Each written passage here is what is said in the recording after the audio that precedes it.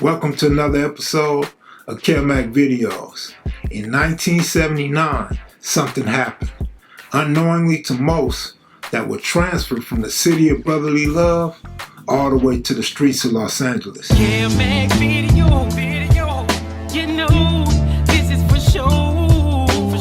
Kev Mac video. Open your soul, represent your ghetto, baby. Kev Mac video. You know, this is for sure. Kev Mac video. Open your soul, represent your ghetto. Hold up.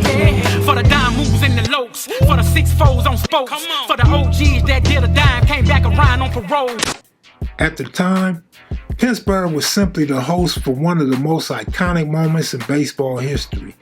With Sister Sledge's disco anthem, We are family. blasting throughout the stadium, the Never Say Die Pittsburgh Pirates defied the odds and captured their 5th World Series title. Get up, everybody, and sing. Led by the legendary Willie Stargell, with heavy hitters like Dave Parker, Bill Madlock, and Omar Moreno, the Pirate squad didn't just win baseball games, they captured imaginations. And unexpectedly, they caught the attention of street personalities thousands of miles away in Southern California. In the early 1980s, the black and gold Pittsburgh Pirates cap became a staple of the streets of Los Angeles. That bold P could represent a lot of things: pyro, player, pimp, and even Pomona. The cap transcended baseball. It became a canvas for identity, and it wasn't alone. Other Major League Baseball teams like the New York Yankees, Houston Astros, Texas Rangers, Boston Red Sox, Oakland A's, Atlanta Braves, Cincinnati Reds, and Seattle Mariners found their way into gang culture and hip-hop fashion alike. Then in 1990, New Era, the longtime supplier of Major League Baseball headwear, made a pivotal move. They began selling authentic on-field team caps to the public. It was a game changer. All of a sudden, anyone could rock the same fitted hat as their favorite ball player, or more importantly, their favorite rapper, or represent their set. Even before that, pop culture had already started to absorb the cap. During the end of the snapback era, Tom Selleck's iconic character in Magnum P.I. wore a Detroit Tigers hat with pride. You start to see real fitteds popping up on magazine covers, music videos, and album jackets. In Los Angeles, the fitted cap began to edge out the golf hat, a former street staple among Crips and Bloods throughout the 70s and the early 80s. Now, when it comes to gangs and violence, Chicago and Los Angeles are often mentioned in the same breath. Because ain't now one of us been to Chicago to see this brother with this scarf and hat on. So where do we see it at? Through the eyes of Hollywood. Bang. So that's to say the same place you see the drive-by shooting. First drive-by shooting I seen was in Scarface, the 1932 version. The original Scarface.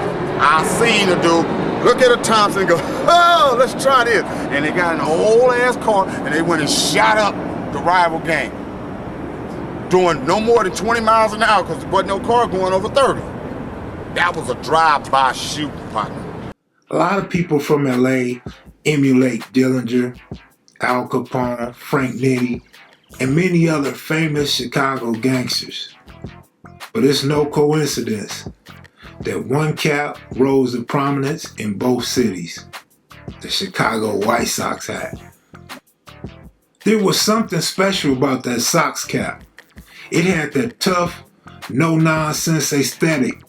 The black and white colorway was clean, stark, and powerful. It didn't scream for attention, it demanded respect. It came to symbolize a hard-working, grinding mentality.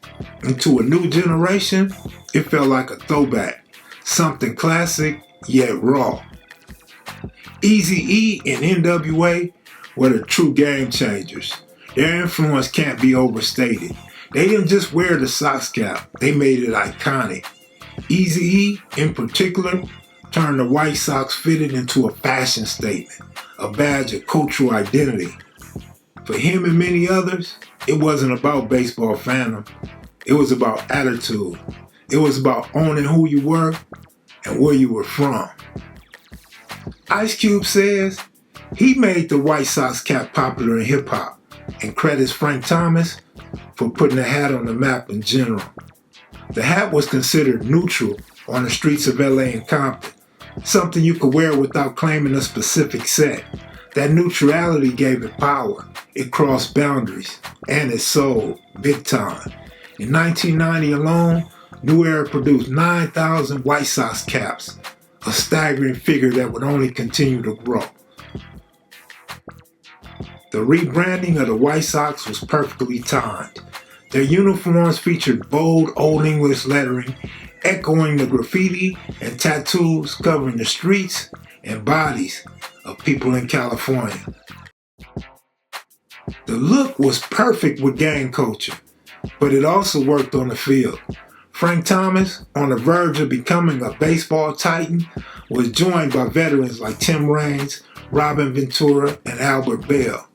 Their new Comiskey Park saw attendance soar from 9th in the American League to 2nd. And in 1991, they signed Bo Jackson, an athlete larger than life, adding more heat to the fire. The White Sox hat replaced the golf hats and the famous Pittsburgh Pirate hats. Individuals could now rock the Sox hat with a Pendleton or a Charlie Brown, like we did the golf hats. Off the field, the Sox cap was everywhere. West Coast rap was exploding. NWA, Snoop Dogg, Tupac, they weren't just dominating the charts, they were reshaping the culture.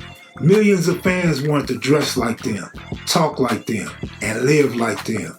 And that meant wearing Raiders gear, LA Kings jerseys, bandanas, and of course, the black and white fitteds. The Chicago White Sox cap wasn't just a fashion accessory, it was a statement.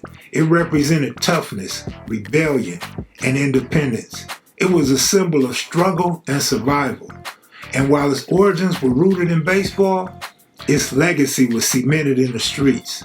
From dugouts to street corners, from Comiskey Park to Compton, the Sox cap tells a story of style, of identity, and of the unexpected ways culture travels, from cities to coast, from stadiums to soundtracks. Thank you for watching. Be sure to click that like button. If you're new to the channel, please subscribe. I'm out.